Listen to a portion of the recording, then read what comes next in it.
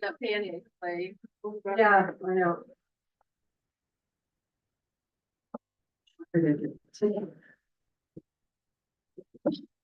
I will call this meeting to order, and we'll start with the pledge. It's over here. I'm not going to. Oh, good. I pledge Pledge allegiance to the flag of the United States of America and to the republic for which it stands, one nation under God, indivisible, with liberty and justice for all. That's not that's what we romance the right term. We're all. So,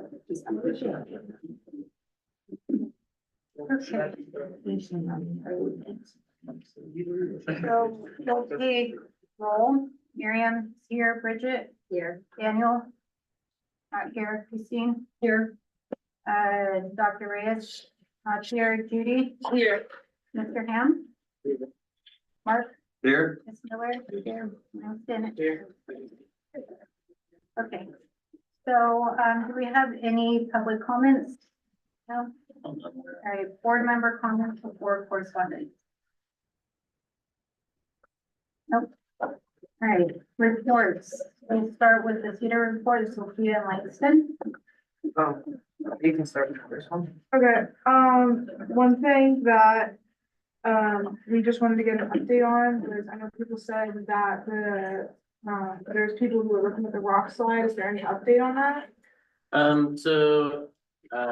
At this point, our leasing office is working both with the insurance company and the people that live up there, and now the city inspector's office to ensure that it's being done right. The city inspectors come out and said we're progressing the way we should be progressing, and there's still no deadline as to when it's going to be done, but they're working towards it right now. So that's kind of the update, other than what they really did is they put stuff on it and flew over with planes to see what the elevation and the level was, because they need to understand how to trim that side down to make it stable. So that's what they were doing. Okay. So we had some requests for more school equipment or more sports equipment for outside. Okay. Also, they wanted some, I know we've talked about this in principal's advisory, like paint lines, but for the cars. So we don't have to set out the cones every day or cook. What sports equipment? Like basketballs. I know we have some of the older basketballs, and I know we just got brand new volleyballs, but some new soccer balls would be nice too. Would painting the lines affect your PE, like the games you play every year or anything? No, it'd be on the blacktop. Okay, you So it'd be on the Okay. One thing that the kindergartners and first graders really wanted was, smart boards for the classrooms. They said that that was something that, could really be beneficial to their learning, because it could be a lot, you can like. The kids or the teachers? Yeah. I just don't see kindergarten teachers and first grade students saying this. It was a first grader who first brought it up, and a lot of the, kindergartners and first graders agreed with it. I'm sure they did. They said it would be, that overall, the teachers agreed, they said it would be, very beneficial to interactive learning. Sure, I'm sure. How? Did they say how? Just from like touching stuff. Do you know? Do you know what a Sounds like, smart board is? sounds like a kindergarten answer. Do they know what a smart board is? Yeah, they do, just like I had one when I was, like preschool, I think. It's just, where you can go up and touch the board, right on with a pen, that kind of thing. Okay. Actually, this is Generation Alpha. It's actually, they do know, they can operate your phone at 18 months, so they probably, they could have said. I know in some other grades, they have wanted upgrades on the swing area or the playground equipment. Not exactly the sports equipment, but like the playground, we got a request for swings and to remove the supernova. Yeah, my brother got hurt on it yesterday or 2 days ago, so he said he didn't want it there anymore. Okay. Also something, that I think was brought up last time, but, the kids actually wanted it again. It was to allocate some funding for toys for the kinder area. They don't have, I know they have like that kitchen thing. They don't have any of the fake food or any of that kind of stuff anymore. So this is on my notes from last time and we're still Yeah. working towards that. I think that's everything that we haven't brought up in during the meeting. Thank you. Thank you. Financial report. Yeah. Hello and good evening. This evening I am going to be presenting the September Financial Board Report. So I'll go ahead and share my screen. Getting better, guys, with technology. Getting better. Now, do we have this document today? I didn't see it in the document. I didn't see it either. See it over there. I didn't see it either. Is everyone able to see my screen okay? Do we have this report? Do we have a copy of this, or is it just what you're gonna show us? There isn't a copy out here. So I sent it last week on Friday to Melody. So I'm not sure if she provided it to the board for the board meeting. Okay, We'll follow along on the. all right, go for it. Melody here, Devin? She's not. Oh, All right, so I will go ahead and get started. So this report is as of September 30th, 2024, and it's compared against our board-approved budget that took place on June 3rd, 2024. And so this budget is based on enrollment of 232 students with ADA of 218. As of this budget, as of the adopted budget, we budgeted for a net deficit of $225,000. Just as a side note, with the budget is that it will be negatively or positively impacted with the final ADA number for the board's awareness. We won't have that number until the end of late to mid-April. And so each one count of ADA is typically positive or negative 15,000 of how that affects the budget. So just keeping that in mind. So the year-to-date revenues as of September 30th, 2024 were $428,000, which is 2.3% over what we had currently budgeted for this period of time. And this is mainly just due to funds coming in a bit earlier than what we anticipated. This is not necessarily new revenue, and it does not have any positive effect to that net deficit for this time. As a side note to revenue is that Old Town currently has $570,000 of one-time funds, of restricted funds that are on the budget. And so the school must find expenses and meet the compliance requirements to earn those funds. So moving on down to expenses, the year-to-date expenses as of September 30th are $807,000, which is 13.3% over what we currently had budgeted for this period of time. And so that is mainly due to the following. It's due to classroom materials and supplies, software licensing. Please disregard legal settlements. There was an invoice that was coded to legal settlements, and I've had my team reclass this at this time. So please disregard legal settlements. Hey, Janina. Yes. On that, I actually was literally looking at that email where you're talking about it. That legal settlement does have to do with transportation. I don't know if you're aware of that. So I'm not sure if it was marked incorrectly. Okay, so it's for transportation, not necessarily legal settlement, correct? It was a legal settlement for transportation. like with respect to transportation. So I don't know how you want to classify that. So it feels like it could go in both categories, but I wanted you to know what that was. Okay, I'm gonna go ahead and say, let's put it in, student transportation. And the only reason that I say that is because as of right now, we don't have anything budgeted in legal settlements. So if we put something in there, then it's kind of flagging us as, being over budget since we didn't have a budget there. Sure.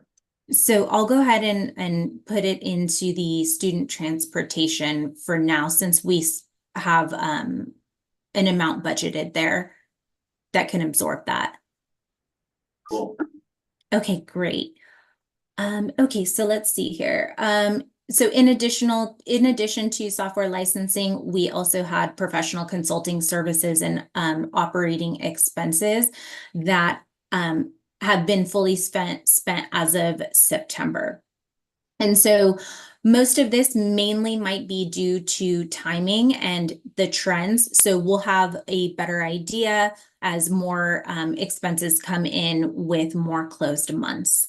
So therefore, at the end of September, we are currently looking at a net deficit of 379,000, which is 28.3% under what we currently had budgeted for this period of time. So I just want to pause here since it's always a lot of information and just ask if the board has any questions before I continue forward. I have a question. So just to confirm, we're 13.1% over our budget, right?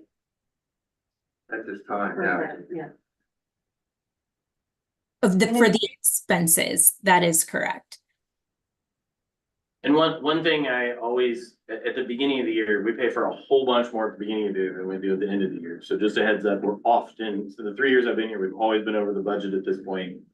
And there's just not as many expenses that come out. You pay for everything in like July and August, so it's always more in the first portion of the year.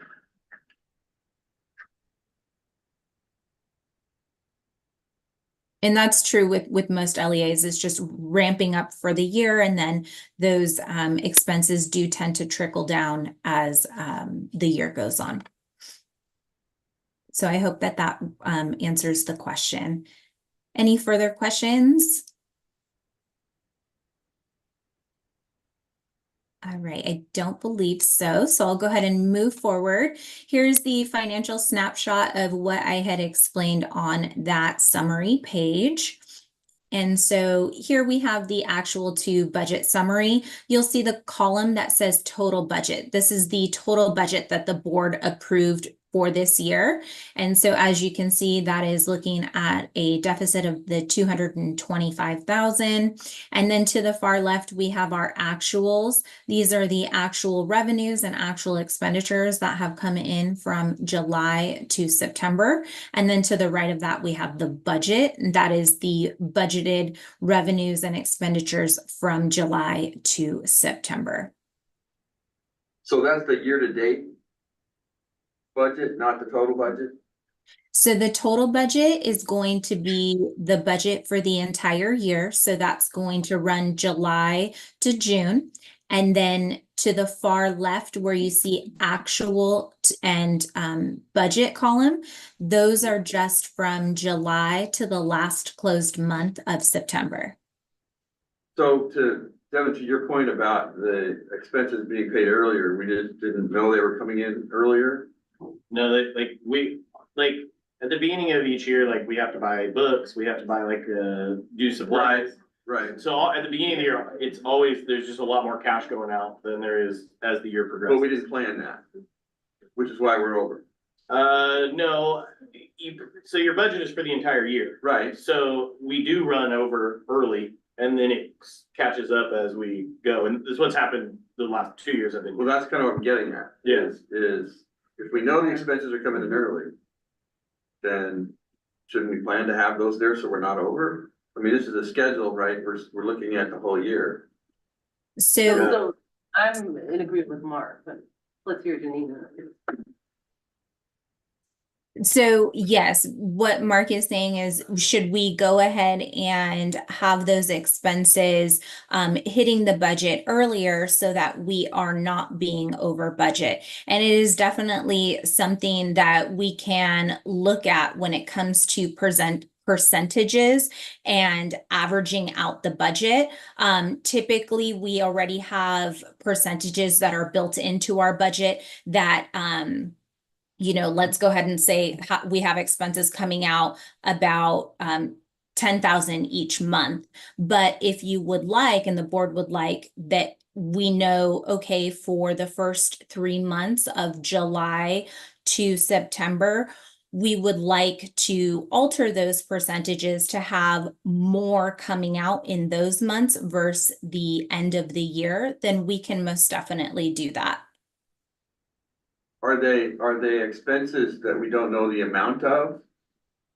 So it all pertains to the school and, the curriculum and things of that sort that are being purchased. And that might alter per year depending on the needs.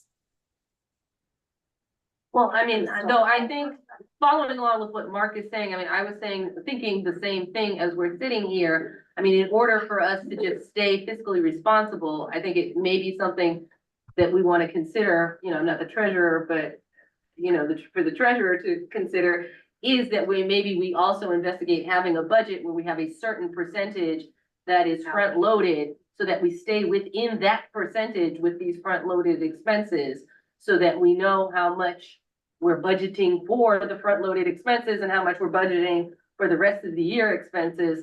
That way, We have line items, right? Yeah, The major line items that would cause us to go over. But is the budget created by how many students we have?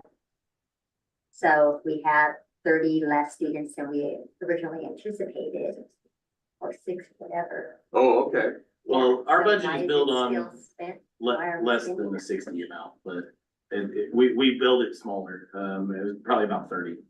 I don't remember what the number was we settled on, to be honest. I want to say it was like 234. Okay.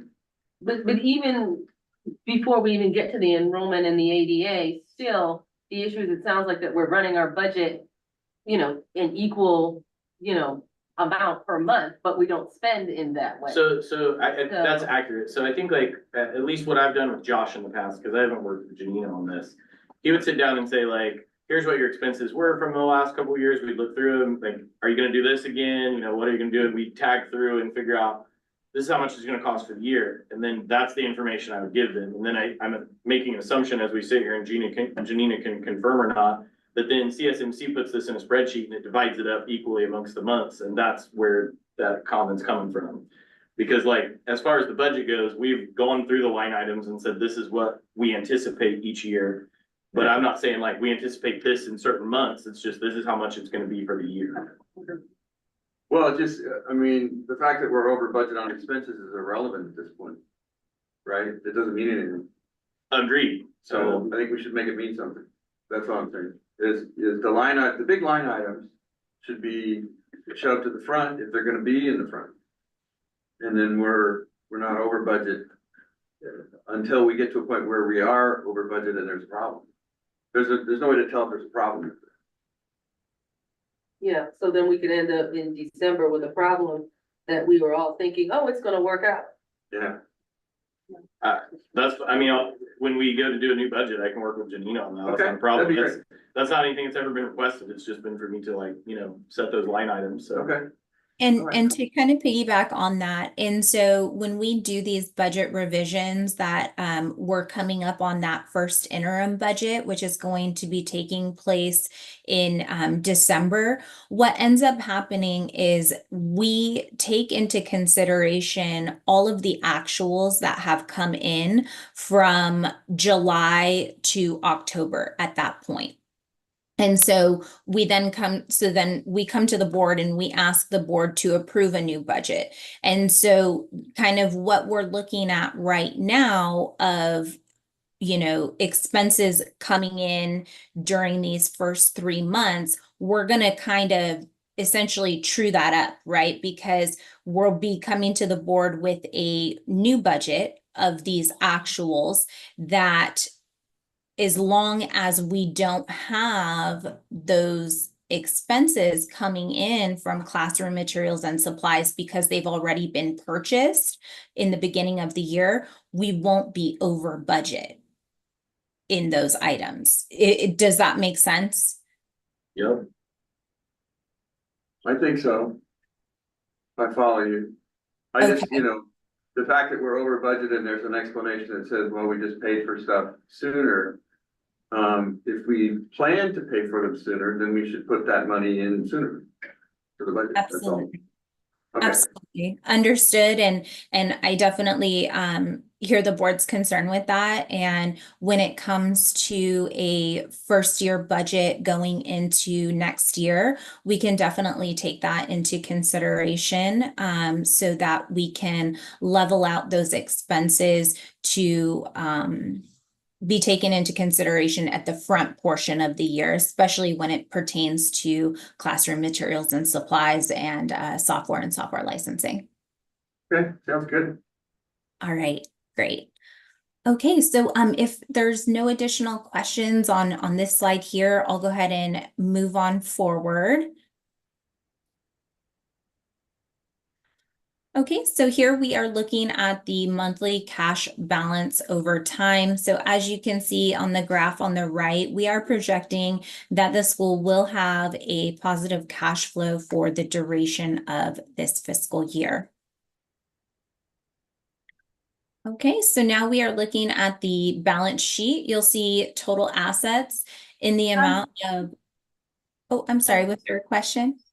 Sorry to interrupt, but that, last slide, that's based off of enrollment of I think you said 234? I'm sorry, all I heard was enrollment of 234. What was the first part of the question? On the last slide, that number was based off of an enrollment of 234. On this slide? The cash projection, yeah, it's based off of 234 enrollment through that period So that's not gonna be, in the projections. That's why she's talking about that we're gonna redo it and bring it back. That's what she was talking about before, because we have to resettle on the number of kids we have and reset the budget accordingly. Oh, okay. Yes, so basically the budget that we are looking at right now, which was adopted at the beginning of the year, that was based on that 234, and that's this total budget in the middle here. So at first interim, we'll come to the board with a revision, and that will have the revised enrollment number that Old Town has, and it will be reflected in that new budget that we are asking the board to approve. When does that happen? In December, December, got it. yes. All right, so here we are at the balance sheet. Total assets is 1,895,000. Total liabilities, 1,044,000.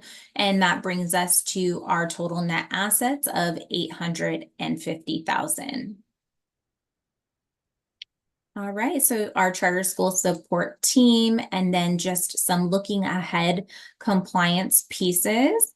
And then lastly is, as I mentioned on that summary page, there are restricted funds that are included into the budget. And so as of September, here are the current expenses that we have on spending down on those funds. So the cash projection, does that include the assumption that we will exercise everything we're obligated to do for those restricted funds? Yes, that is correct. Okay. All right, so that concludes my presentation for this evening. Are there any additional questions? thank you so much. We appreciate your time. Thank you. Thank you. Have a great night, everyone. Thank you. Devin, do we have the check register for September? I'm waiting for a text message to find out about it, because if not, I'm gonna go print it. Okay. Then we can hop over to Ms. Miller. Hi, everybody. I'm Mrs. Miller. I'm the middle school math teacher here at OTA. Overall, quarter one went really well for the OTA teachers. Teachers felt that they've built a good foundation for relationships with their students, building community with former and new OTA families, and PBL last week, the exhibition day, was a great success. We are very excited for the Jogathon and the Halloween parade, which is OTA's, two of OTA's greatest traditions. As well as, sitting down with our students' parents to discuss how we can best support their students at parent-teacher conferences next week. With all the great things that are happening in the classroom, I'd like to take a note that teachers are feeling overwhelmed with the lack of planning time that we have.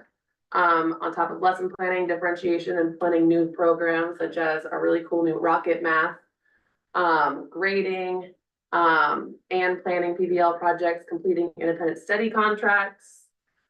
Literally just today, when I was making copies, because I had to be here until 6 p.m. There was a teacher working on an independent study contract until 5:05 p.m. So that's 2 hours of just prepping an independent study contract for one student. And that doesn't even include grading it, collecting it, making the photocopies to get to Corey. So that's just one student, an elementary teacher spending over 2 hours doing an independent study contract.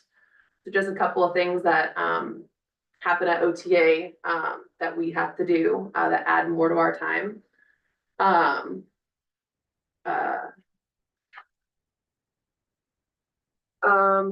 would just say every teacher here works past their contract hours. If you come to the school, I get here at 6:45. I'm about the fourth teacher that arrives. When I leave at 5 p.m., there's still people here as well. Even when I come in on Saturdays and Sundays, when I'm trying to get the printer all by herself, there are teachers here, working past our contract hours. With teacher burnout being at an all-time high, I just want to make sure that we're doing everything that we can to retain our teachers. Adding minimum days into the 2025-2026 calendar would greatly improve on adding more planning time for teachers. Right now, we use that time for PDs, SOS, and working on becoming a distinguished school for core knowledge. This time is not wasted. We're using that time really well. We just need more time to prep for our classrooms. If we had minimum days each week, it would allow teachers to have those professional developments, the SOSs, prepping to become a distinguished school, but would also help improve planning for instruction, collaborating within their teams, as well as working with the intervention specialists to improve student support. Right now, I know the middle school team works through our lunch every single day because that's the only time that we have planning together. In last month's meeting, I know that we were worried about the attendance on minimum days. I did do all of the math. There is no significant difference between a minimum day attendance, and a full day attendance. So if we could think about those type of things and how it would benefit, our teachers, our students, and our staff, that would be greatly appreciated. Thank you. Are you short of a printer? You're coming in on Saturday? We had workbooks not delivered until, still waiting some of them. So all of the elementary teachers had to print off their workbooks every day.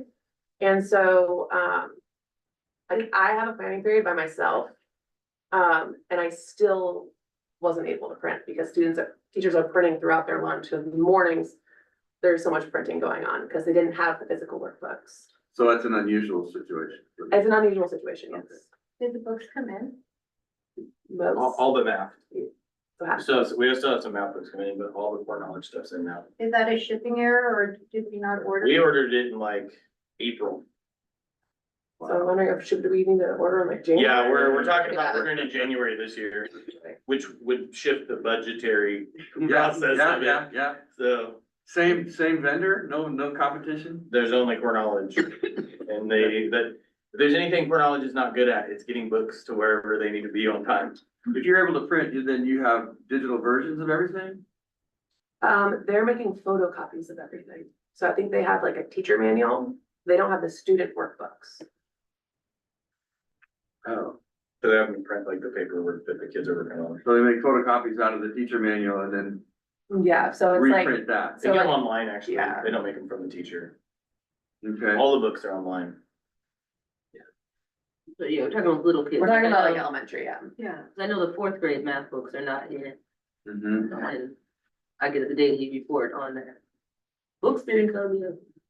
Yeah. I was wondering if there's an alternative to burning up the copier up there, Right. printer. So that's why we're having to work, like, you have to beat the people to get to the copy machine right now. Okay. So it's. But if it's an unusual circumstance, then mean, if it was something that was all the time. But I mean, that's just one.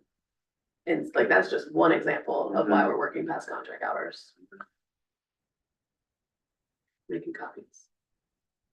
And we can't delegate that to somebody's. I was thinking, like, do you have an assistant or anybody that can help, you know, alleviate that pain for the interim for right now? I can't answer that for every teacher. I know I do things very specific ways, so it'd be very difficult to teach a parent to do what I'm doing. I'm not saying But, apparently, I'm thinking like Martha or Melody or somebody that's already on staff. That could I just help. don't know of anyone that's just sitting there doing nothing. I feel like every time I go in, Martha and Melody and Corey are doing something. Now, what's the cost per page Yeah. in that printer or that copier? I don't actually know the answer. I only know like the big, and I'd have to look, cause I don't know off the top of my head. I only know like we buy it on slabs, like the paper on the slabs, so that's the only way I know. We get it from Amazon, so. Oh, okay. Well, I just, there's the MTBF on the printer, and ink. And, I've on occasion just ship stuff off to FedEx Kinko's and gotten it back. When there's something that big, that many, cause that's like 20 to 30, copies of,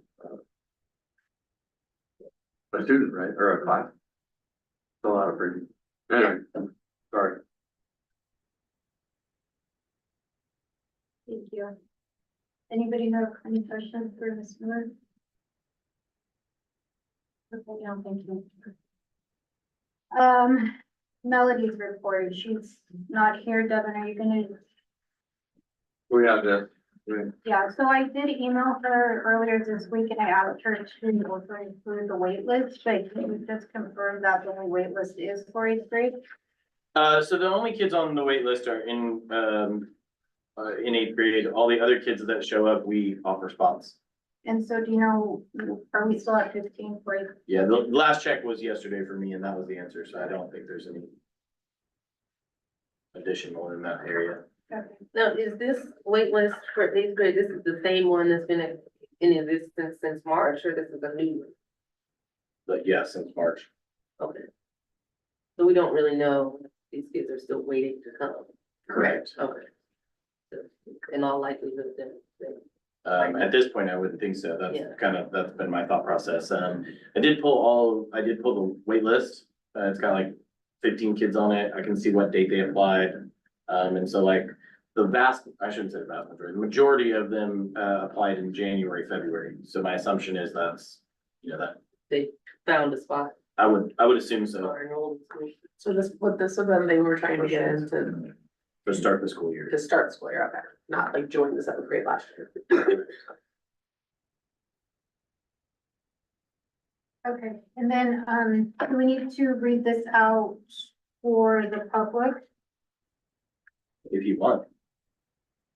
Want me to do it? Has changed. The enrollment? You didn't want Just because there's people watching, thank you. Kindergarten, 22, first grade, 13, second grade, 25, third grade, 19, fourth grade, 23, fifth grade, 27, sixth grade, 21, seventh grade, 22, and 8th grade, 23, for a total of 195 students. Current ADA is 94%. Perfect, thank you. Okay, so that's, the average report, and then the real estate advisory panel, I just, that includes the real estate committee is Mark, Chris, and Devin. You guys, Yeah, there's nothing to report at this point.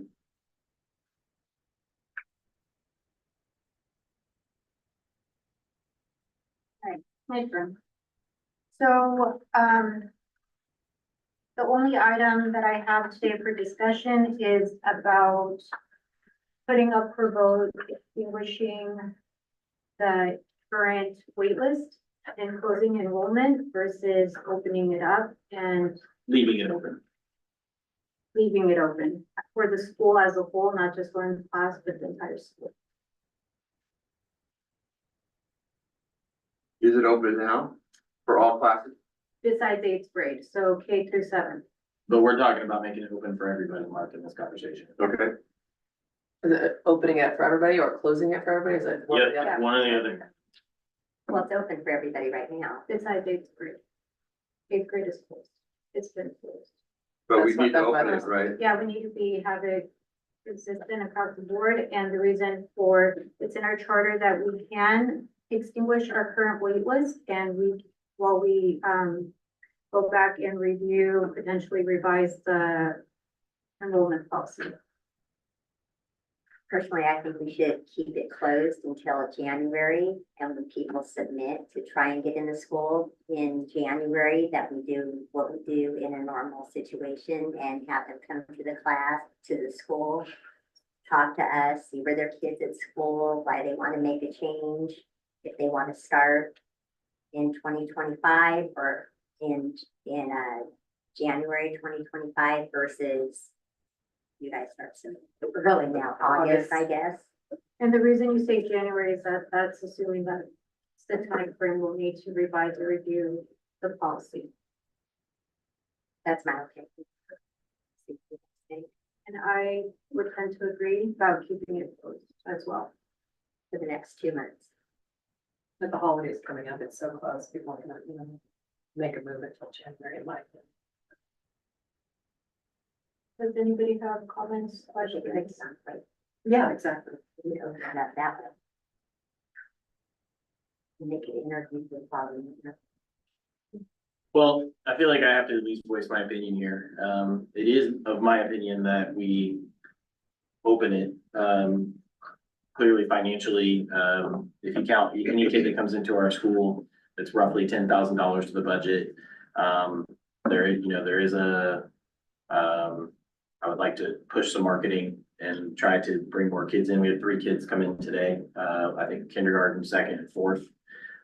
So by closing it, it closes all classes and it keeps that out. So for me personally, I think it is in the best interest of the school to open it completely, but I just feel like I have to voice that and put it out there.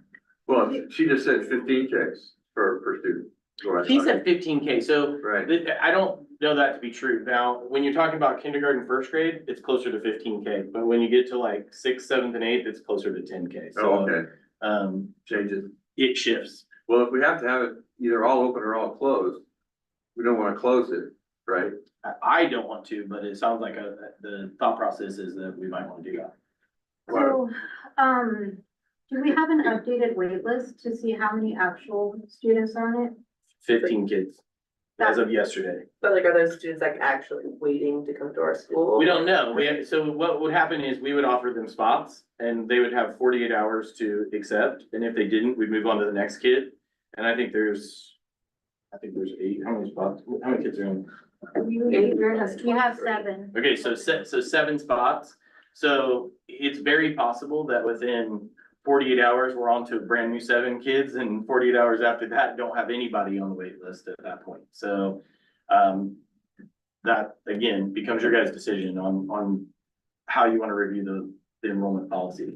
Well, I mean, I think we do have to look at those 15 kids on the wait list, supposedly in 8th grade, just with a logical viewpoint that probably kids who applied to come to us a lottery for school in January of last year, almost a year ago, have figured out another option for Where they're themselves going. at this point. So changing an entire policy based on a group of children that are, you know, in all likelihood not coming, doesn't seem prudent to me. So you're saying we should open it? No, I'm agreeing with, you know, To keep it. following Bridget's lead and what has been done in the past And leave it historically. closed that until- Like- Do we have that? Man, Judy, you fooled me. I thought you were saying the other thing. I was Yeah. really lost by that. I'm just saying, no, I mean, I'm sorry. Yeah. So no, I'm following Bridget's lead. I mean, and that's been my experience just historically. I recall myself being on the wait list and calling the office and being told, no, in October, it's over, like, you know. But isn't it also an additional, like the resources that we're alluding to? It's more to bring in a student halfway through or, you know, in the middle. Disrupt the So class. that's more disruptive. You gotta bring them up to speed. That's. That part's all true. Just Yeah. thinking, I would go Don't full disagree with force any of in- that. in No, I'm just- I mean, want them, but Kids for Sure. the following year. at what, for, you know, I Do think we have the capacity? And have we interviewed the wait list? Do we So- know? 'Cause like before. the So we don't, school year- yeah, we don't interview the wait list. We interview the kid once they get into the application process. So if they were in queue and they were coming here, we would interview them. But, we don't interview the wait list because at least to start the year, we weren't doing anything with eighth grade, so there was no. Well, it makes sense to me to wait till the normal time in January, is what it's saying, but do we have that option? yes. Only if you extinguish in the wait list and close down enrollment to give it a review. In its entirety for all grades. Yeah. You can't just single out Yeah. a specific Okay. grade. And the reason for me personally that I feel strongly about closing it while we revisit our policy or see what we need to do with that is because out of the 15 kids, maybe we get what, like 2 or 3? I would guess two. I mean, just mathematically in the time of year, I would be very surprised if it was more than two. I mean, So those, with those 2 kids, that dollar amount to affect our budget isn't enough to, for the rest. agreed with that, but I want to clarify that point when I'm talking about budget. I'm talking about all the other kids from other grade levels that may come between now and January when it's open. How So many have we had come in since the beginning of the year? I don't know that answer. I would say, I don't know. I don't know how to say that answer. That's what I'm going to get. What's the average we get a month? I think, I would say a month we get like 3 to 4 kids, but we also may lose 1 or 2 kids in that process, so 3 or 4 applicants or 3 to 4 that completely enroll? completely enroll. Like today we had 3. Just today, So, like kindergarten, second, fourth. I mean, I think that everybody would like to do that, but I think that one of the reasons why we, targeted eighth grade is that's probably the most expensive class to bring kids in as far as, the cost to the school. But if we're told we can't do that, then, I mean, I think we did have it open to Do you- capture. When you say cost, you mean financially? Well, yeah, with teacher resources, I mean, we just heard about the above and beyond that teachers are doing with planning and Sure. prep time. I mean, I can imagine that bringing in a new student partially through the year, you've got a catch-up process with those students. That is a lot of work for teachers, and that only multiplies the older the child is. It's easier to catch up somebody that's 7 and they're adding and subtracting than somebody that's 13 and they're writing essays and doing, pre-algebra or whatever. So, I mean, I just think it's hard. We were open to capture the time when I think the most people are moving around. and if, I agree with Judy, and I'm looking at the numbers right now, we're at 195. I'm almost certain that last month we were at 198. So I don't know if 3 a month, and we started the school with about less than 200 students. So we're not really fluctuating at 2 or 3 kids a month, meaning like over the course of 10 months, over the course of the school year, 10 months, we'll have 30 kids at that app. Sure, well, I followed that comment with saying, but we also lose 1 or 2 a month in that 3 or 4 that we get. But in addition to that, if we were leaving it open, I would push marketing still, right? Like that, like right now, marketing has been closed down since August 15th, I think. We have not been marketing since then. Why since August Why? 15th if we've been, if Under enrollment for all grades? Because it was meant to like come up to our start. I think, actually now I'm thinking about it, maybe it was August 19th, but it was set to come up to the start of our school. And then I think we ended up carrying it over 2 weeks past the start of school, so maybe it even went into September a little bit, but at that point, we weren't seeing the same yield in what we were getting before, when it was open enrollment and kids were looking for different schools. So, but having said that, I also think a lot of schools aren't marketing right now. So people that would be looking for a place, but We just kind of stopped trying between the start of the school to now with the marketing, like trying to recruit. the original plan for the marketing was to do it during the open season, right? So when I worked with the marketing team, when it looked like we we're gonna have 250 kids come to school, the thought process, we're gonna close it down now. That way we save the money with the marketing up until November, December, which is where we'll start again marketing for our open enrollment in January. So when we, sorry, So when we saw our numbers in the beginning, the first month that we were under 200, That's why we left it open a little bit longer. To try to snag. right? So shouldn't we have left marketing, kept pushing to market when we saw our numbers were under 200 from then to even up to now? I didn't. I hear your question, but I didn't during that period of time, mainly because of the budgeting issue. Like per the grants that I got, it's 30,000 each year. I'd already burnt through that first 30,000 for the year at that point. I was That already was for last, for the open enrollment last time. I was now starting to get into the second year of it. And if it wasn't yielding the same results, which we were a trickle of kids compared to the flood that appeared earlier.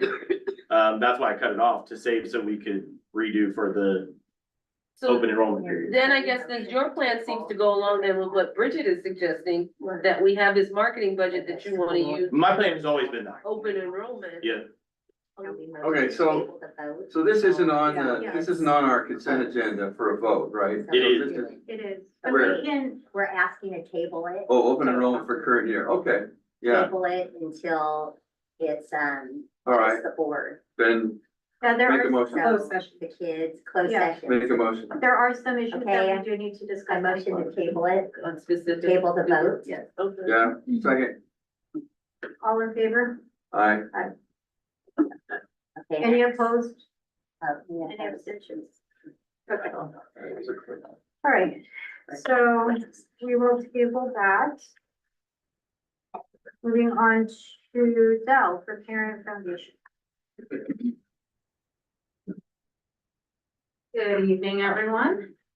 Before I go through our Foundation Council report, I'd love to just speak to Ms. Miller's comment about just the overwhelm with the students. Do I have permission to speak on that? Or I'm lobbing out a suggestion. I'm not, no opinions here. But I was just wondering if it could potentially be helpful to take we've got many parent volunteers this year, which we're super grateful for. But could it be useful, not necessarily to be discussed today, but could it be useful to leverage a parent volunteer? I've got one in particular in mind that could act as a runner / copier for a couple of hours each week.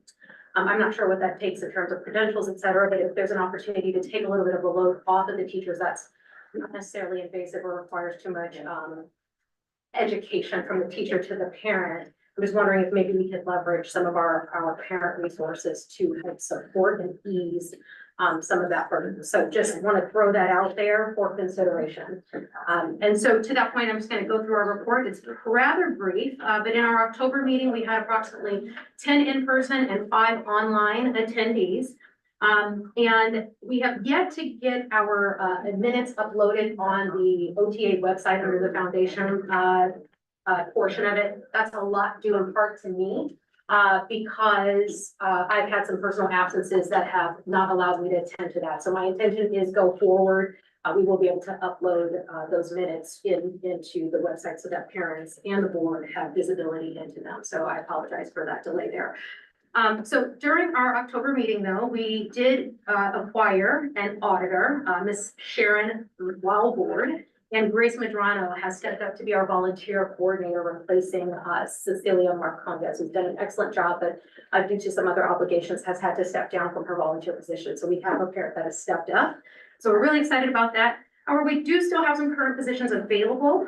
So if anyone in the ether is listening and interested, we've got a webmaster position that our communications coordinator, Carola, is taking care of right now. And as a small plug, if you have not logged in to our OTA Instagram or our Facebook pages, she's doing an amazing job posting beautiful content.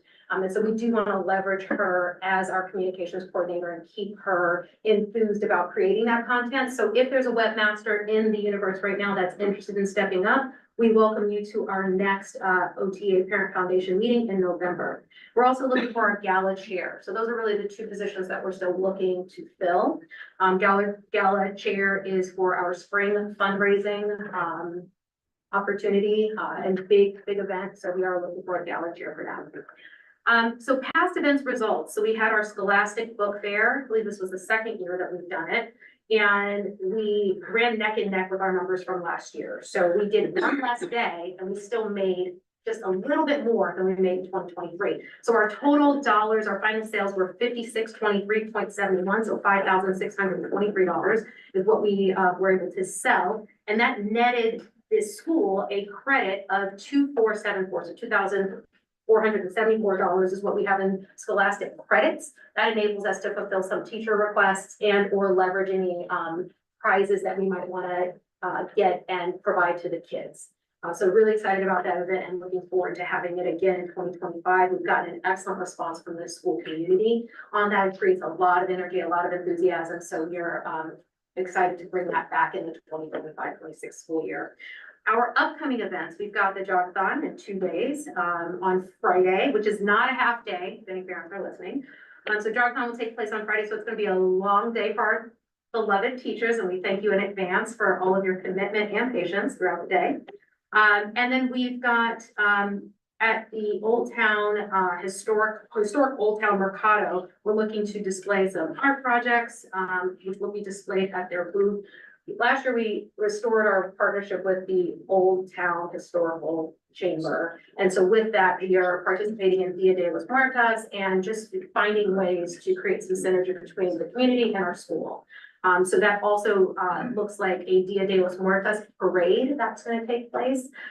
This year it's on a Saturday, November 2nd, and we've been invited to have our students participate and start lead might be a little bit of a stretch, but we'll be at the front end of the procession. So we're hoping that students and their families will participate in that procession. It'll take place just after sunset. Again, that's on Saturday, November 2nd. Just ahead of that, we've got Halloween. So we've got our Halloween parade that'll take place on October 31st, which is a Thursday. And then movie night. So movie night is our November event, hosted by 6th grade. And so movie night will take place on November 15th, Friday. What else do we have here? Upcoming fundraiser events. So back to the Jogathon.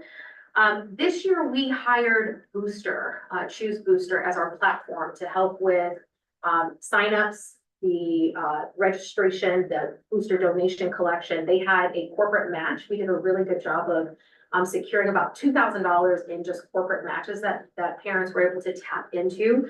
We got our teachers involved in this, so the teachers have their own page. And I think just from an external perspective, it seems like we've got some really good enthusiasm around the event as a whole at the school.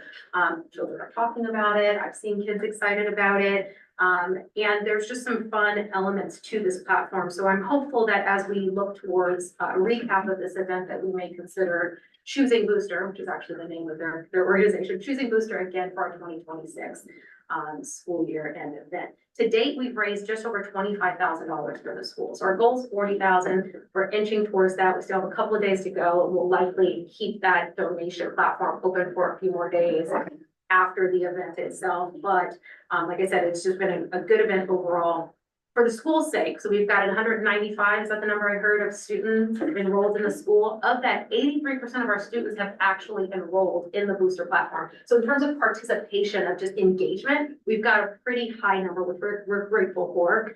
Of that 83%, 67% of those students have actually received a donation pledge. So every night I am sending out texts through our Edleo app to encourage kids with a challenge. So we'll say, for example, tomorrow's challenge is a surprise gift for students who have gotten a donation from someone out of state.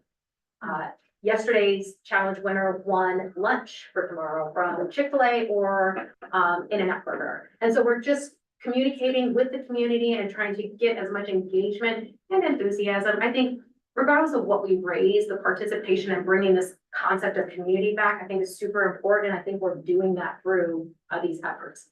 Grants and awards, we don't have any updates on that, but Sheila Hoops, our vice president, is working on tech grants, and we hope to have some updates on that as we look towards November, December.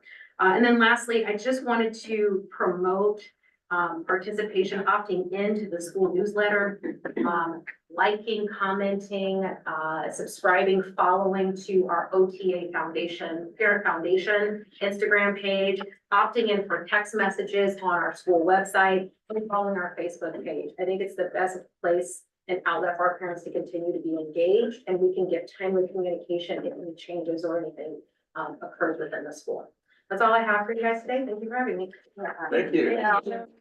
Well done. Devin, who can Dell connect with in regards to having her volunteer people help the teachers out? So Grace, who is her volunteer coordinator, I just had a meeting with her earlier in the week, and we actually talked about a whole bunch of different things. Grace is very much on board to have volunteer training so that we can actually have like highly qualified volunteers when we have them in here. So her and I were talking about a whole plethora of things in that department. So Grace would be the answer. Like, Grace can connect with me, like that would be the answer. And I will say, just with the photocopying, at the school we were at before this, that was definitely one of the parent volunteer roles, was signing up for photocopying. And, you know, like that was something, you know, especially for parents who can't make a commitment to say, come in the classroom and read to kids or whatever. Sure. But something, and either come in and use the school photocopier or take a stack of things home and bring it back if you have personal access to copying. But to just take that, something that's easy to take things off people's plate. And now I thought last year we had sort of discussed not putting or discussed some issues with not necessarily having a quote volunteer training and creating obstacles for parents to Yeah. volunteering and, you know, wanting to make that commitment. So we, Again, Grace and I had this conversation, like, and I even told her that was, and she said, no, they should be trained. I want them trained. I want them to know what they're gonna do in the class. And I said, I couldn't agree more. So, we were gonna try to go that route. It sounded like there were more people on board for that, so I don't know. I'm back for an edit. Forgive me. So it looks like my team, who's on my text thread here, and told me that I missed the mark here on our gala chair. So we do in fact have a gala chair. So right now. And our gala chair is Alexis McAfee. So Alexis, if you're out there listening, sorry about that. But we do have a gala chair, so forgive that error. So, but we still do need a webmaster. All right. Awesome. Thank you, Dell. I also put it as an action item for myself, to talk to the teachers on how we can incorporate that, how it would look for copies with the parent volunteer. Okay, Dell, thank you. Devin, principal report. So I submitted my principal's report to you guys, and so hopefully you guys read it. There are 3 items that I'm gonna kind of really quickly run through. The first is the OTA site safety plan. The only update in it is that in our site visit with the district in April or May or whenever it was, their report rendered that within our site safety plan, it refers to our school as the district multiple times, and they asked to have all those removed and OTA placed in, and that's the only change in the safety plan. But in order for that to be finalized, you guys have to vote it back in. So I'm asking for that vote. It's kind of the same thing with the suicide prevention plan 4017. The policy has been passed, but the district couldn't find it anywhere in the meeting minutes that it was actually passed. In fact, I'm confident it's been passed more than once, to be 100% honest, but there's nowhere it's listed in the meeting minutes. And so therefore we need to have it in the meeting minutes that it's been passed. So I'm not actually asking for any changes or updates, just another vote on it so it can show up in the meeting minutes. Then in addition to that, brought back Dave Graves' auditor contract from last week from last month that got pushed. Again, no changes to that. It's the same thing. And then wanted to make you guys aware that, Melody and I are going to the Charter Schools Development Center Conference November 17th through the 20th. And then the reason Melody goes with that one with me is it's like all the laws and all the financial stuff. And then Mr. Watts will go with me to the one that's all about instruction and more school-based stuff. So the problem with that, however, is that there's a school board meeting on the 20th and our flights do not get back until almost 9 o'clock. So we will not be making the November 20th meeting. When I shared this with Miriam, she talked about switching the date of the board meeting. I don't actually feel like you guys have to do that, but I did put it as a votable item if that is how the board felt, that we wanted to move it because Melody and I wouldn't be here. So I wanted to make sure you guys were aware, and I put it as a votable item if you wanted to move that date. But again, I'll have all my stuff done for you guys, so I'm not concerned about that. Those are the things I have on my report, if you will. Is there any questions about those things? Great. So I reserved 20 minutes for myself, which is way longer than usual because Diana Pham is going to use up that time frame and give a report about core knowledge. There's a couple of things, and this is actually going to be discussed in one of my goals during closed session.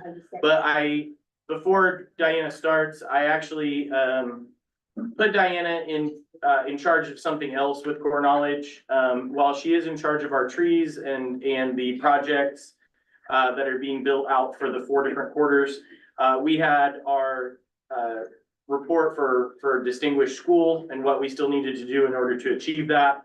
As that is still a goal for the school year, I asked her to kind of take that report on herself and be kind of an unbiased view, because it's hard for me sometimes not to think that we're doing something and I needed some outside eyes.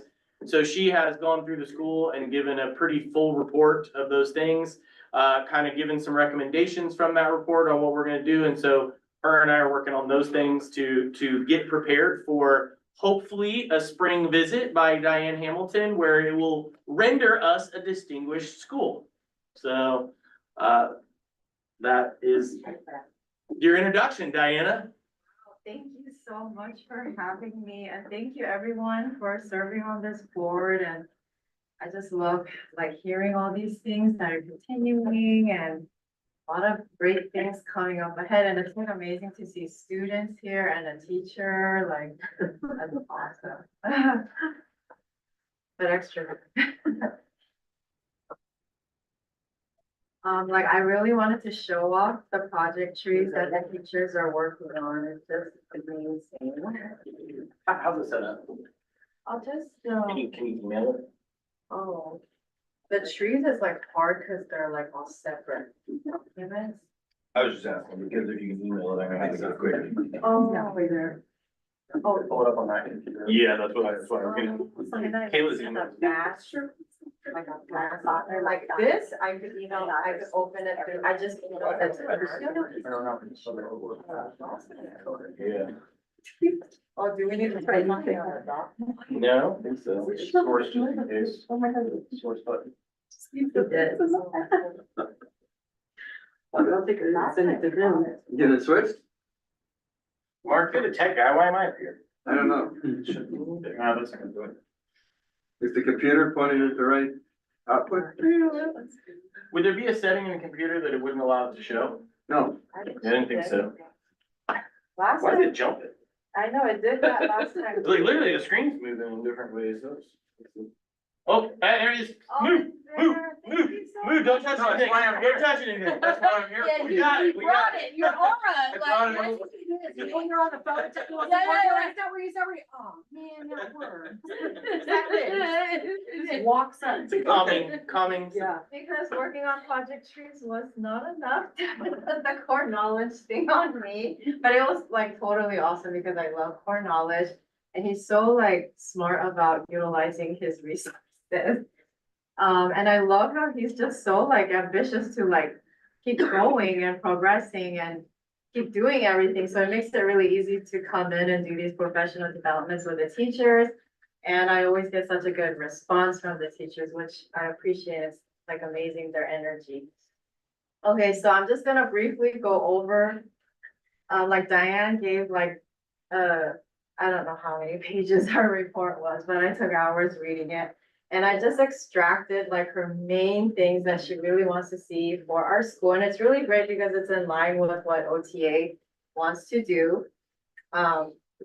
So this is the top implementation components the teachers are trying to add this year. I thought it would be like a several year process, but no, Mr. Phillips thinks we're gonna do it this year. So I love it. So and then I was like, are you sure? And when I went to do the training with the teachers were like, okay, we can do it. They were just on board with it. Some people just started already, but as I come and observe all the teachers, I told them that I will be just looking for progress, like they're adding components, like nobody has to add everything by November kind of thing. It will be like a yearly thing and I just want to see progress. And they are working on their project trees alongside that, so I do agree with Ms. Miller, they do have a lot on their plate, and I do come in to do the core knowledge training on the so maybe they need some more planning days, especially with the special year, especially we're planning for a spring visit with this core knowledge people. And I think you said there's only like 3 schools that are. Seven. 7 distinguished schools in the whole United States. So this is like a huge thing OTA is trying to do. So I'm like impressed we're attempting this. So the biggest thing that the core knowledge leaders want to see is posting a visual curriculum plan, and I loved it because I'm like, we post our curriculum. We're making project trees this year. They wanted specific things like so I asked the staff and Mr. Phillips if we can, when we have our project trees ready, that we're gonna blow it up, poster size. And then we'll be posting them in consistent locations with these arrows so that when anyone walks in our school, we know like, oh, like 3rd grade is working on animal habitats and 4th grade's working on castles, and we just know, and it's like sequential, so we'll know where they're at. And I know like Bob worked on these goals with the staff and he worked really hard, so I made sure I listed his goals down here where they align, so it's there. And then, so I went through the school and observed like a pre-observation thing, and it's like amazing. They already had each grade had their yearly domains up. This is all from core knowledge that they're covering, and it just kind of goes in a sequence, and then they like marked where they're at. But they were making this even better because the rubric says like they wanted images, they wanted the arrows, so we're like, we'll give it to them, no problem. So we're gonna be making them bigger and they're gonna be adding images to it with an arrow, and some teachers said, well, can I use a star? And I said, okay, yes, of course. like stars. I'm like, I love the star idea. I was like, of course you can use stars. And then she said, well, I can make the star hold the arrow. Like, this is how they respond to things. So it's like amazing. Oh, so like, I just kind of posted, like, it was so easy for me to find like what they're gonna be teaching throughout the year. So which classroom is this? This one's 3rd grade. See her stars right here. That means she was on Classic Tales. And then 4th grade's doing personal narratives and so on, but they're gonna make it more obvious. I told them like, just imagine I'm like a blank slate. I walk in, I need to know where your stuff is. That will be easier when the core knowledge representatives come and they will be able to also see. And middle school built this curriculum plan. I think Ms. Miller built it, and then I think they all helped each other put it in.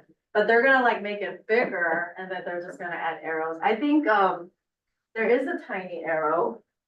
Does this one have the arrow? No, I think Miss Church's had an arrow. So they already have this posted. But they will be making it bigger, and it's just like a whole curriculum map, so you could see an overview of the year. The number 2 thing is we have to be using the material, we have to be implementing core knowledge 100%. And the materials need to be visible and accessible. I know, like I asked a lot of the teachers and their materials wasn't here, so I guess like we'll order it in January. And I know for the younger kids, like it is a lot to copy all those workbooks. So hopefully they are all getting the workbooks, because I used to get them when I taught here. So like this was in kindergarten, like her stuff was visible, it was over there, but she said this was last year's thing, so she's still waiting for the New Year's thing. So just like having a place where the students can access it and they're using it, it's easier for teachers to also utilize that. The third thing is like making a classroom schedule. All the teachers already have a classroom schedule posted in their classrooms. It was very easy for me to find them. But we're gonna go in a little bit deeper, and we want the core knowledge reading, like skills and knowledge time emphasized. And in the upper grades, like we need to emphasize like when we're doing CKLA, so core knowledge, language arts, and CK science. like on math, we don't really use like the curriculum from core knowledge, so we can put math. But it would help us if we're emphasizing those. So the teachers were like, okay, we can like they just have to change out their card. So they were like really open about changing it. A little bit of this busy work. And Mr. Phillips was like, you know, he's so good about like, just, I don't know, like encouraging his teachers. Like, I'm always impressed with that. So I just kind of took a picture. I think this was first grade. So she was like, oh, I could just add in CKLA skills and knowledge. And those timeframes are gonna be a little bit different than what they expect though, because we need our project-based learning time in our schedule. So I think when Diane Hamilton interviewed our teachers, they were able to like articulate why that might be a little bit different. And I think she understands that. And then, you know, using the full knowledge curriculum, and I have to thank Bob like a lot. Like when I came back, I was just impressed. The whole staff uses core knowledge. They're making all their trees off of core knowledge. And like even the domains, the things that are all posted up on their windows and what they have so far is like, I give all the credit to Bob. So that's amazing. You are like core knowledge star and keeping it alive. And now it's like just shining. Mr. Osprey. Mr. OTA. Oh, we call it Mr. OTA? Okay. So posting the big picture, this is more like their bulletin boards but then again, we're like in a new world. We can't make like science project cardboard boards. So like upper grades, they might have this kind of thing all on their PowerPoints and they might be projecting it, but we're adding, you know, when we're introducing a big project for the quarter, like we want to post the big idea, the essential questions, student responses of like what they think the answers to those questions are initially, and then the key concepts and vocabulary visuals. So I already noticed that the teachers post up like all their unit vocabulary words that have visuals on them. So I was like, wow. So that's what core knowledge wants to see, and they're already working on it, and they're like making it better. Like kindergarten, like had a whole bulletin board ready. She's like, I don't have anything posted yet because it's the first month. And I'm like, that makes sense because they're not even writing yet. So they're like learning how to like form their letters. So I'm like, I'm just so happy you have it there. And then so that was her board. She was getting it ready. And second grade already had stuff up. Like she had all her vocabulary words with images. Like, you know, like cutting out and printing these words with images, like they're really easy, but they're such busy work. They take so much time. I remember doing that as a teacher. So just things take time. And they already have objectives in their classrooms, the upper grades. I think they're working on posting it somewhere visually. Some grades don't post an objective every day. Like if you're working on narratives for a whole month or a few weeks, like you can have the same objective, but core knowledge is looking for like measurable verbs. Like they don't want us to use certain, like they want us to say like, I can state like all three human body systems, or like I can describe and be really specific on what skill that we're measuring from those objectives. So they were like, oh, okay, I saw the teachers that are collaborating. They're like, can you email me those like verbs that you got in your teaching program? Because some are new teachers and this is like fresh things they have learned before in their credentialing program. So they're like, oh, I will share it with you. And they were like on board with it. And then, so these are some of the objectives, like in first grade, she had an objective for every subject area. Like I never did it to that detail, but you know, like everybody's different. If you have one objective, that's fine. But as long as they're using those verbs, like measurable verbs, it's actually easier for the kids to like understand specifically what we're trying to measure. Oh, the other one was, it was in social studies. And then this was the second grade ones, like students will be able to read a second grade text and answer comprehension questions, or students will be able to work with numbers within 20, adding and subtracting using various strategies. That's literally what my son is working on at school. And then for K-2, we want to make sure they're using all the skills programs. There's a lot of components and they were like already doing it. And again, that's a huge credit to Bob. Posting the sound charts and cards. They were like, we're already on it. We're already doing it. Like, I just need to go and like see them, like interact with it more. And I was like, oh, wow, they're already doing it. So there's already things that we're checking off. We want to see flexible grouping and Differentiation. I just came straight from working with so many different crazy patients. Yeah, this is great because we're a project-based school. We Teaching easier. Huh? Was it teaching easier? I don't know. I still like, I think because I'm learning all these new skills, like learning cellulitis and like, you know, all these like cancer, there's like so many things. I said, oh, I didn't know, like, we have to almost be like doctors and know all this, you know? But I mean, it's impressive. I hope I survive. I feel like I'm gonna die, but I do, there's like education aspects I miss, so like I like to come back and do this part, so thank you to you all. So I did tell the teachers like, oh, I wanna see like student to student interactions, I wanna see student to teacher interactions, when it's appropriate, like you can't have a group thing all the time. But they know and they're aware of it, and the more we're doing this, the teachers will utilize this at different times and see what works for them. And that it's gonna help them grow and be better teachers too. Like, we have really great teachers, but you know, like all of us in life, we never stop learning. So this was in Miss Miller's class. Students were in groups. They were like discussing all these cool things, like, and then I'm like, oh, can I get a picture of you guys? I'm doing this with math, because like with math, I really didn't know how to do group work. It's like hard, so I'm I impressed. was wondering if you were gonna recognize that or not. What? It's one of our board members' children in the picture. Oh, really? They're both pretty. Way to cover your bases on that one. Know like all the parents and students anymore. Like, somebody says, hi, Miss Pham, I'm shocked. I'm like, you know me? It's like nobody, like everyone graduated that I know. They're in nursing programs and like I'm in the same boat as them pretty much. And then making cross subject area connections. This is harder. Using core knowledge, but like cause they overlap and they connect a lot, but it's hard to say like, I'm gonna teach the human bodies, we're gonna read about it, we're gonna write about it, just like those integrations. And some of them are already like stepping in to do that, but doing these projects will help them even do that even more. But I think they have to just emphasize when they are making those connections. So this is just all making their teaching and our curriculum more integrated. And core knowledge does a really good job of doing that. So in second grade, I just took a picture of her art. It was like art, but it's like core knowledge, social studies.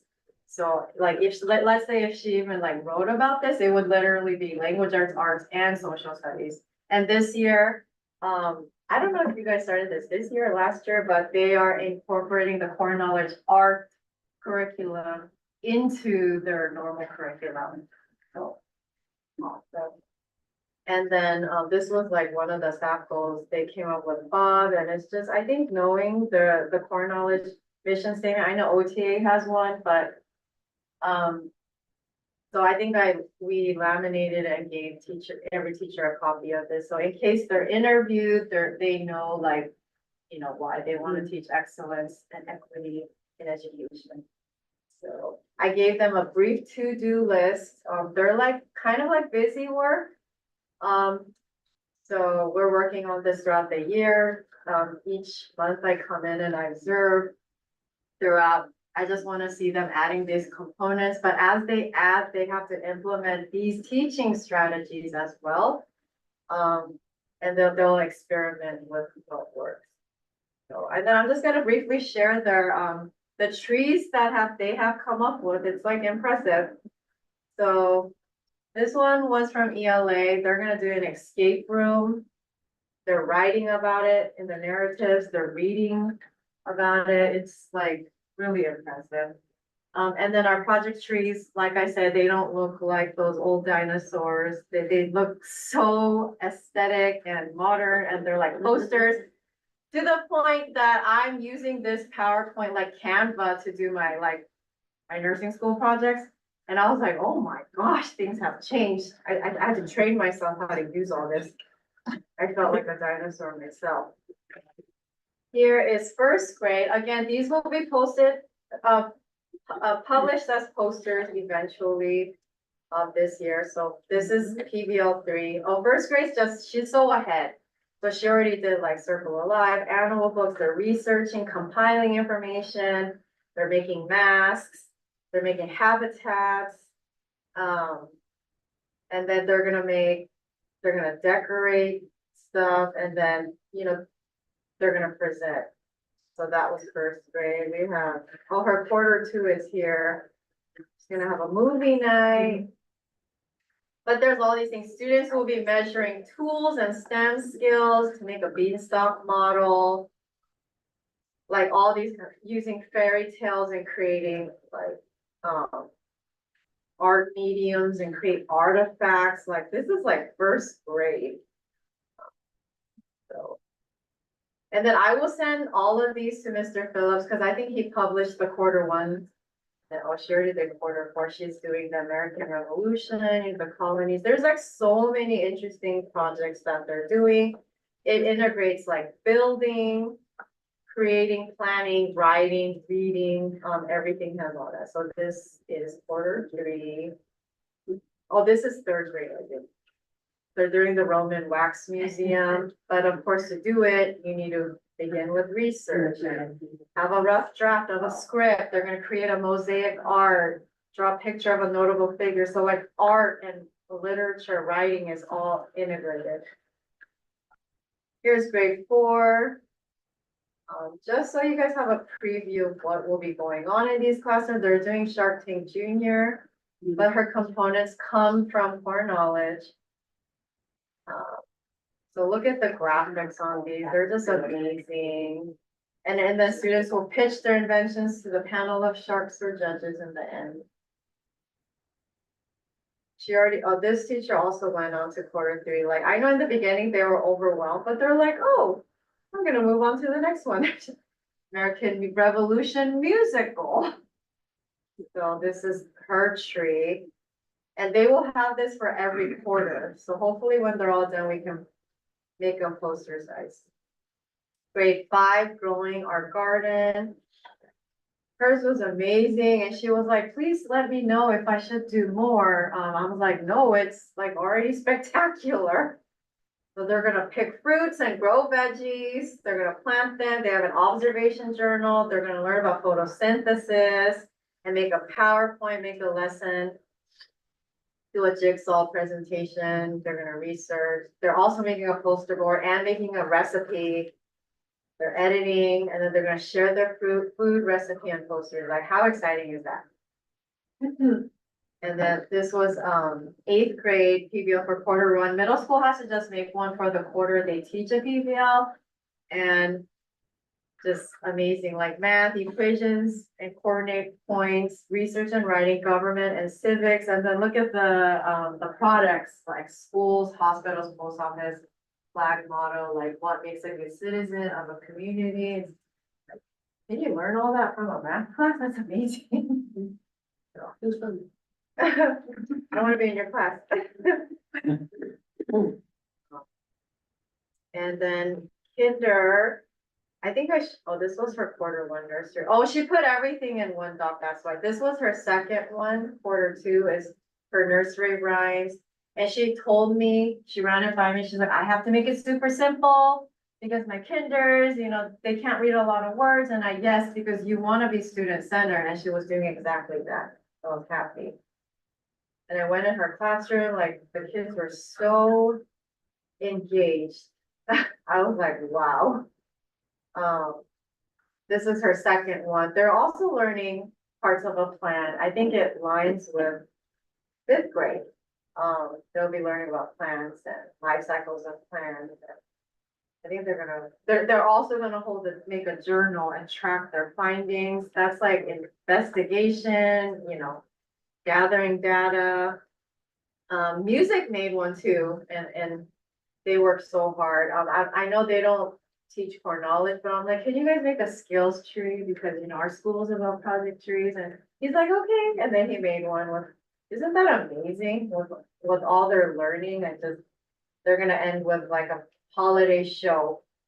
Which, So- by the way, you guys should definitely come to the holiday show. It was like That's the like best event that incredible. has happened since I've been at the school. It was Look at incredible. this tree, he made it with piano notes, like reading CDE on a music sheet, adding G and F, CDE, like, all like, wow. And then here's music. He did another one, this is recorder, when you're learning recorders. So this will be his week. Oh, and the PE also did one. They're climbing a ladder, I think he wrote. And then the last one is grade 2 PBL. This was a really impressive project too. Oh, she's doing seed dispersals. So it's like it's like all kind of like sequential. So they would have a seed dispersal project, and she has a question, how did that seed get there? Because there's flying seeds, and trust me, I learned in biology in college, so I was like, wow, second graders learning this, that's impressive. So that's all I have, and I just wanna say, like, I just like love Mr. Phillips, when there's something to do, he's like, we need to do it now. So it's impressive. So the teachers work hard, they respond. It really works a team, and I really see collaboration at the school, and it's like really fun to come in and work with them. So we'll be having more professional development. I'll be doing more observations, and we'll just, hopefully by spring, we're all ready. I'm like, wow, it's like ambitious. You want it to happen in spring. And I've been talking to Diane Hamilton. I'm like, she's like, I'm on vacation. Why are you calling me? I'm like, because I want to make sure that you really want the images by the domains. Like, do you really want their schedules to have CK on? I want to know those specific things, because I don't want to do it if we don't. And she said yes. So I'm like, okay, we'll do it. So she's been great. She's like, call me anytime. So it's been wonderful. That's great. So Bob, I hope we're doing what you're envisioning. I'm like literally just your minion, okay? How often do you meet with the staff for? Just he gave me months every month. Unfortunately, I can't come every month, but it's like they're every month. But I think every month when I come in, it's like like I have jam-packed like trainings, like we're gonna work on objectives. But if they already mastered it and they're understanding, I'm just gonna give them work time for it. So I just kind of stay around, and if they want to collaborate with me and ask me questions, and they want to run by their trees, that's what I do. But I know, they could always use more. Do you have a time frame of when the school could be for knowledge distinguished? It seems like a pretty hard process. They're particular, like the rubric. I don't know, Diane's report was like what, 150 pages? It was super specific. And like I said, only 7 seem distinguished. But they're also they're like state distinguished. So I wonder how you could even become a California distinguished school. There's only one in California. Oh, no, like the public schools have it, that distinguished. Oh, school. yeah, I thought you meant the core Blue knowledge or distinguishment, even a yeah. green ribbon school, Yeah. but it seems like core knowledge is even harder to get. So I feel like maybe OTA could even become the distinguished school of a unified district, because I know my son's school is distinguished, and they don't even do half the things that OTA does. I just got an email about, I could be wrong, but I think it's called being a purple ribbon school. Oh, purple ribbon, And yeah, that- because there's another charter school, remind me of that school, they're a good school, but they have several, it's in Santee. Oh, Elevate, They're very, very well known, like. But I think a purple ribbon school has to do with like military in your school and the Oh, connection with okay. the military capacity. And so I want to explore Well, that. like ribbon is even higher, but I think just the below one is like having that distinguished Sure. school by your school. But then he's doing the harder one, it's core knowledge school, so let's see what that, when they come, when core knowledge comes this spring, like what they say, but if things are like visible and teachers are really implementing all this, like I don't see why it can't happen, but it does seem like a very rigorous rubric. Do we have a date in the spring that they're gonna be here? Not yet. We wanna. We do haven't set that date because spring. we want to make sure that Because we've there's got, like a we lot. want to make sure that we check all the boxes for ourselves. What's before- another- Yeah. The teachers Yeah. can sort of pretend they know how to utilize certain kind of like grouping strategies, like some new teachers, you have to kind of grow into those skills, so like, you're not gonna pull it off by faking it, so like, just by little, as they're hearing it and we're training, like, they're gonna be kind of growing with it, so I think it's a really good process, but I do think it is a lot of work, added, cause they are doing the project trees too, and what they've been throwing back at me has been impressive, like with the trees, like, the third grade teacher, she already redid all the core knowledge domains. Look at her, she put images in them. Is it like visible?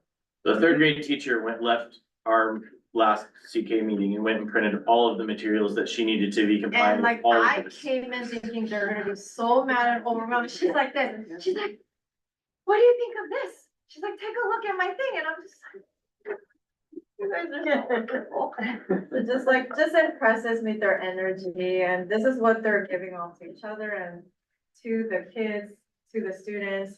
It's great, so I really hope, you know, they love teaching at OTA, because this staff is just, I think every time I come, I'm like, I feel so much love in here. We do these icebreakers and they get really real. They share everything from the heart. Sometimes they get me teary. Mr. Devon shares, Mr. Phillips, I'm confused. He shares first and he's like really honest and open and vulnerable with them. And he is not intimidated if people come with new ideas. He just wants that communication and that dialogue and you're open to it. So like, that's all it takes to be open and then we can keep progressing because that's all we want. We don't want to be perfect right now. We're just all progressive. So thank you for listening to my presentation. Thank you very much.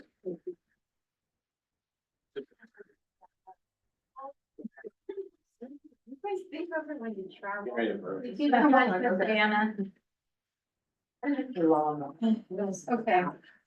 I have to wake up at 4:30. Oh, take care, Beth. Bye, good to see you. I have to hug everyone. You walk out. Oh, no. My mom. Thanks. What an exit. Yeah. Sorry, gotta do the hug. I need it. Mr. Watts needs to, I don't even like. I'm actually gonna kick this off because of. Thank you. Worrying by it. Letty. Okay. I wasn't gonna. I wasn't gonna go there. Trying to stop. Yeah. It takes me to see. Miss Diana, thank you so much. That was great. I know, We thank appreciate you your for all time. you guys do, giving this time, it's not easy. Right, Tom, say. But OTA is such a great school, so it's like a treasure. Thank you so much. Bye. Thank you. You too, Erin. Okay, I move to approve the consent agenda with the tabled motion. Well, the kids need to go. Yeah. What? Second. Hold on. I got a motion. You want some? Wait. So next item. Can I get a motion to approve the consent agenda? I have my. Good job. Okay, so moved. Okay, is there a second? Well, just really quickly, I just wanna make clear, there's a couple things on there, Yeah, that's great. 5 and 7, that you're also grouping into there that I don't think you want to have grouped in there. Or if you do, you need to know what you're Oh. voting for. So we're gonna Okay. table, Let open me- enrollment till Let me- after close. Yeah, let me amend my motion. Yeah, I just wanted to make sure you guys knew what you were doing. Yeah, I And the didn't check remember about the register. check register, okay. Oh, yeah, that's 6, sorry. And 7 is moving the date. I don't know if you guys We want to can- move the date. Yeah, what did we? Nobody discussed We that, didn't so discuss that. before we jump Well, into that, I think there's. That happens after the motion and the second, But how does that? so discussion follows, right? Discussion follows after second. And we don't have to work out the date, we just have to say we're agreeing to move it. Yep. If Okay, you want to. If they're in fact that we Yeah. need to, I don't think that we really need to. okay, Okay, Alright. all right, so and we didn't So- discuss the contract either. I move that we approve the consent agenda, except for, item 5, which is tabled for a closed session, and the check register, which we don't have. Okay, can I have is there a second? Okay, is there any discussion? Does anybody have questions on any of it? Well, do people have thoughts on whether or not we want to have Melody and I call the motion. Devin at the November board meeting? I would like to have Devin and Melody there because I feel like there's a lot of random questions that get thrown their way. So I would say to move the date. That was my thought too, just sort of, we're all discussing things in sort of, you know, Okay. hypothetical. Okay, then I'll call a motion. Okay, is there a second? Well, no, I'm just calling it, so you can call for a vote. And I have. Motion is made and a second to approve the consent agenda, all in favor? Aye, Aye. All opposed? Any abstentions? Okay. So just to recap, we voted on everything except we tabled the open enrollment, check register. We're not voting on that because we don't have it, and we all voted to change the November date. for the we're board up to date later. Yeah. Okay, then we'll hop into closed. Yeah, it's. Thanks. Thanks, guys. Oh, yeah. Huh? Oh, yeah.